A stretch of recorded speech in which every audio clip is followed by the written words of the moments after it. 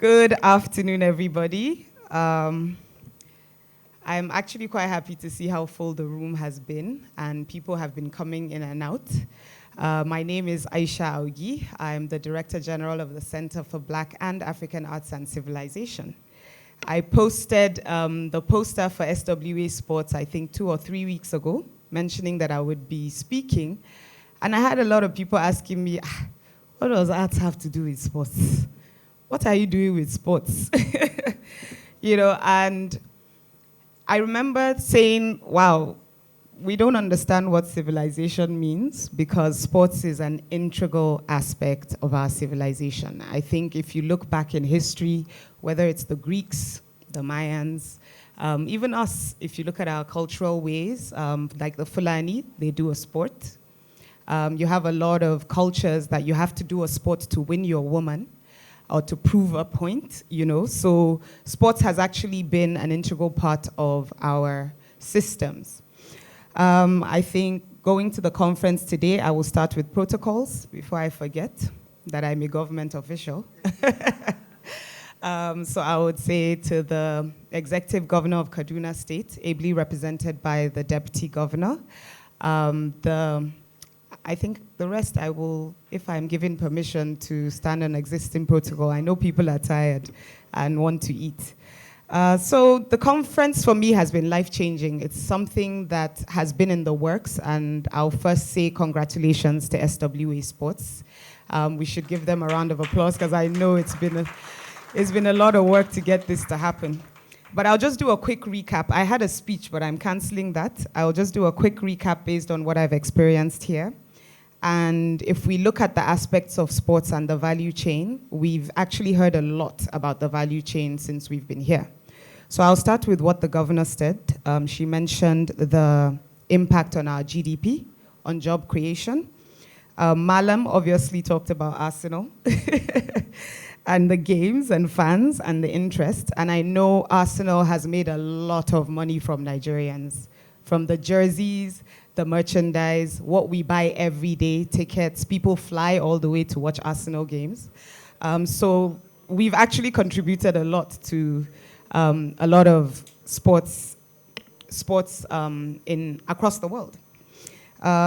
You talk about, Malam said something earlier. He said Nigeria will stop being a country of potential. And that really touched me because one of the things that why we keep going is potential. We see the potential of our people, we see the potential of our youth. We know that we have untapped potential. And I think that's what keeps us going and having hope, regardless of all that we go through on a daily basis in Nigeria. There's so many things that go against anyone who tries to do anything. It's a really harsh terrain. And when you see people going out of their way to ensure that they're making life different for others, it's really important for us to highlight that. So I felt what he said about no longer being potential, but actually being the lifeline was very important. We talk about, he also obviously talked about the competition, and Delta State came on board to tell us that they're also competing. And I think competition is super important. It's an aspect of sports. And if we can have our government organizations actually competing with each other to do more, we will get a lot achieved. The Minister of Sports talked about women and the medals that we just got. I think he said out of 36, 30 women got medals. And that also shows us the potential of our women. That is another untapped potential across the country that we haven't reached out to. And having a female national team supported will change a lot for even children. We are seen as the caretakers. And if you have a mother that understands the value of sports, it can change a lot in the world. He talked about the future of Nigeria and how it will be the 15th largest economy. And in the future, maybe in the next 20, 30 years, the 5th largest economy in the world. And obviously talked about innovation and how important it is for us to be able to get there. Mr. Cole told us to stay focused on our own race. He told us a story about his childhood, and I know many of us who have competed in school competitions have been through that. And I think what that does for you is tell you that don't give up and looking at other people around you can actually demoralize you. Everybody has their own race, unless you're actually competing in the same game. And sometimes just being in the race is a win. So everyone do what you can. That's what we got from that. He said, do not listen to the crowd. I think I am one example when it comes to not listening to the crowd. Do what you need to do and the crowd will catch up. He said, talent and opportunity creates value. Dio Benjamin told us about sports and grassroots development. And a quote she said was, package your market so you can market your package. You know, she's such a beautiful and amazing speaker and always inspiring. And we look at a story like that and see how you can use sports as unity and not just for political gain, but seeing how you can unite and change the lives of people connected regardless of their race, their religion, their tribe.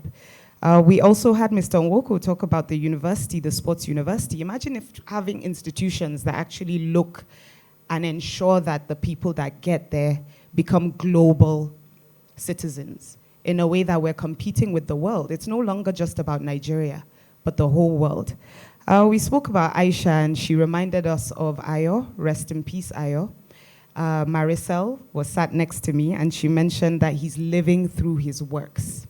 And I think we should learn from Ayo and the sacrifices that he's made, and how you can also change the people around you. You don't have to, it doesn't have to be big, but many of us know the impact of Ayo Adams within the sports industry and how his voice has been a solid one for most.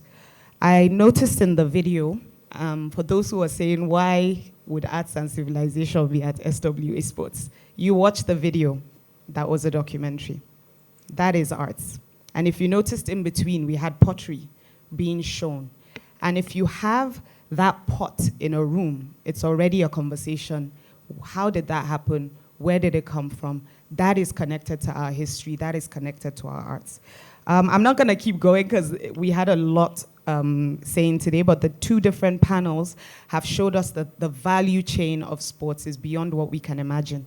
And I say this for almost every other sector we have in Nigeria. If you look at the value of things, not necessarily just by the person, but because a person decided to become a footballer, you have the sports companies benefiting, you have the managers benefiting, you have merchandise, production, manufacturing, because people are going to manufacture these things that you're getting as merchandise. And that connects to the manufacturing sector. I can keep going on and on about the different aspects that we can get just from supporting one individual. So always imagine, and I say this all the time about the creative sector too. Someone asked a question about data and data collection. And I think a lot of times we look at the people who are actually doing and not just looking at what we can also do. So for those who have the technology and they see the value, it's, what did Aisha say earlier? She said we are looking at collaboration, innovation, and empowerment. And whatever it is that you have, that is a good suggestion. I think we need to stop seeing things from the us against them narrative, and that's almost always what happens. It's people saying the government aren't doing what they're doing. The government are saying the citizens aren't doing what they should do. And it's always an us against them thing. You talk about innovation. If you do not come to the sportsman, for example, a sportsman doesn't really, he's playing his sport. He doesn't have time. He's going to be training maybe 4 or 5 times a week for hours a day. They would rarely have time to start thinking about data and innovation. And I think if everybody looks at the different aspects on how they can contribute to supporting whatever sector, it will be very important. And Bemi from MBA Africa showed us a huge potential. I think your presentation was really important. And the data, the numbers. I think as the presenter earlier, the moderator earlier mentioned about economic impact of events, and Bemi showed us. We could see it. You could touch it, you could feel it, because the numbers were there and we could see it. And I think if a lot of us who are creating events can also think about collecting the data, presenting it as much as you can, it adds value when you go to whether it's government institutions, private sector, people who can contribute or sponsor. When they see numbers, it helps. It makes things easier and faster. We also talked about building capacity in sports. We're looking at families, kids, awareness, policies that matter, legal aspects, and the legal panel, which as we were listening to them earlier and talking about the different aspects. I know there are not enough legal people in sports. I've heard a lot of complaints, and you can actually support the younger lawyers to know that there's potential. I always say people cannot aspire to what they do not know. So for those who have the knowledge, it's very important. But I'll say for me as an individual, as Aisha Augie, sports has been an excellent part of my own life. It's changed my life. It's saved my life. Every 2 years, I call myself a serial sports person, because I think I start a new sports every 2 years. Everything from gymnastics, karate, kickboxing, boxing, badminton, tennis, golf. I think it's just beach soccer I have left. And it's impacted my life. But I have a story from, who remembers the Burna Boy concert in Lagos that made the rounds online? Any hands? That Nigerians, there were a lot of complaints from that festival. And I attended that festival, and on the way out, I got attacked. Not me directly, but a friend of mine got physically attacked, and they took her phone. The guy was so confident because he saw 4 females and a little child, because we had a teenager with us. That was her first concert. And I remember standing there thinking, this guy is very disrespectful, because he wasn't running. He was bouncing away and looking at the phone. And I got really upset, thinking, are we going to let this guy get away with it? The first thing I should have done was run. He could have had a weapon. But I did kickboxing. I've done boxing in my life. I ran after this guy and I beat him. I think I broke at least 2 ribs. You know? And I remember him just shouting, ma, I don't drop him, you know? So we got our phone back, and I think he'll think twice before he attacks another woman again. So I remember that story and the importance of sports and agility and having your muscles in order, the health impact, the happiness it brings. Whenever I'm feeling down and I go do a sport, I'm happier. It releases dopamine that allows you to think clearly, allows you to sleep better. So we're not even just talking about the economic impact, the monetary impact, but even us as people, we're happier for it. But I would also like to say thank you to Mahmoud Hadeja, who's the chairman of the Africa Beach Soccer Association, and mainly because he's the reason why I started seeing sports as a business. I was in Kebbi State. Just tell me when to stop, because you know I can gist for Africa. I was in Kebbi State as an SA, and we're looking at low-hanging fruits to support our people. And beach soccer came to us, and we started. And I can say today, I'm very happy that Kebbi State Beach Soccer Association is the #1 in Africa. Not Nigeria, in the whole of Africa. And we're representing Nigeria all over the world. And that was the first time that I realized, thinking about the impact of business in sports, because it wasn't a government thing. The government collaborated, but I saw how it changed lives. I saw young men who we flew for the first time ever on a plane. I saw young men who had never left their local government areas interacting. I think we had a first or second match with Arsenal Beach Soccer. So imagine you've been watching Arsenal your whole life. It looks like I'm advertising Arsenal, but I'm a Chelsea fan. And we're coming back, as you can see from yesterday. A lot of us are making noise. To seeing the impact of them, seeing people that they've watched on TV face to face, it made me really think about the impact of sports. And then obviously Aisha with SWA Sports. I don't know if she has already told us what SWA means. Does the world know? I wanted him to be the one to announce it, but I'll announce it. It actually means Superwoman Aisha. Let's give a hand of applause, because it's the Superwoman Aisha that decided to give us this excellent platform. And I'm very happy and proud of the team, the entire team, the press, the journalists. I've gotten to engage with a lot of them, and without the journalists and the press people telling these stories, we'll never hear the impact that sports is making around the world. So I suggest we do more in support of especially the media. And my background is also journalism, so these are my constituents: youth, women, journalists, artists, sportsmen. So thank you so much. And I would say appreciations to everyone who made it today, everyone who's had the time to contribute, everyone who will contribute in the near future.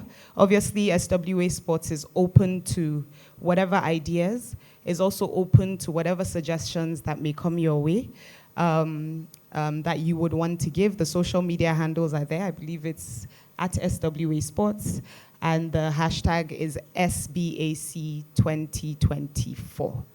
But with that, I would like to say thank you for having me, and I do hope we leave here with some thoughts about sports as a business in Nigeria, in Africa, and the entire world. Thank you so much.